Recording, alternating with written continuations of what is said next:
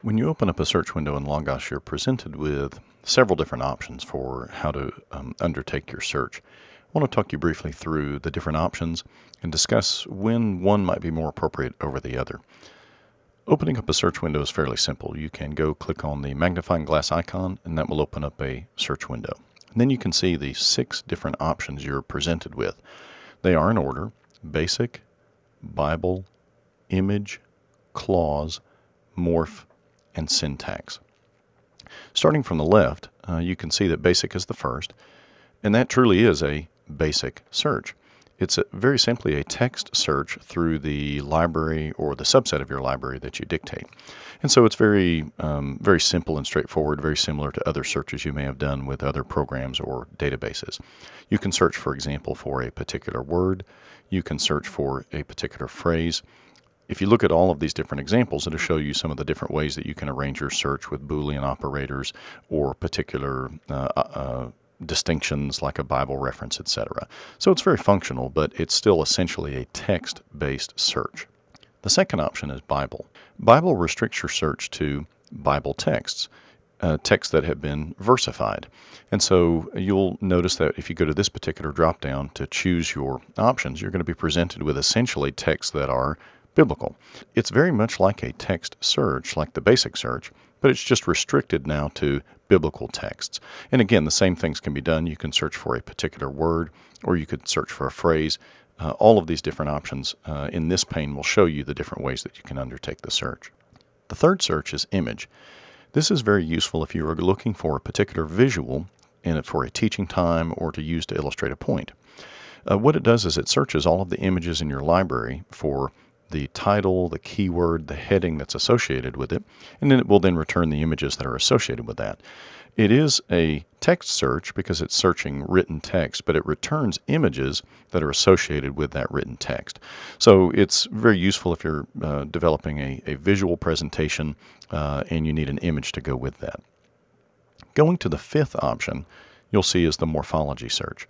Morphology allows you to search the grammatically tagged texts for morphological information. For example, you could search the Greek New Testament for all imperatives that are aorist. You could search the Hebrew text for all cal infinitives. It allows you to access all of the morphologically tagged information connected to the biblical text. It's not restricted to the biblical text because there are other morphologically tagged texts within Logos, but for our purposes, we most often use it for the biblical texts. And so this is useful when you're doing research into Greek and Hebrew, when you need to find particular morphological information and examine it. And so it's a bit more technical, but it is highly useful. And in the DTS context, it's used a lot within the language classes. The other options that remain are clause and syntax. And these are very particular to Logos, and they deal with particular databases that have been developed by Logos. They contain conceptual information about the biblical text above the morphology level. For example, the clause search allows you to look for Abraham, but specifically it allows you to find where Abraham is mentioned, not necessarily by name, but just by referent, by pronoun, for example.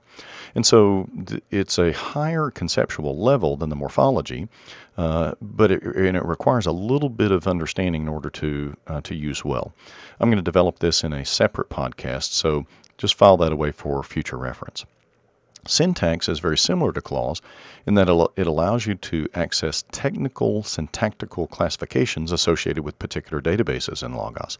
Again, it's fairly technical, fairly complex, and I'm going to address that in a later podcast, but it's helpful to know that's what you can do with it. And so if you're wondering what the syntax is about, it allows you to access technical information about the clausal structure and the syntactical function of the biblical texts.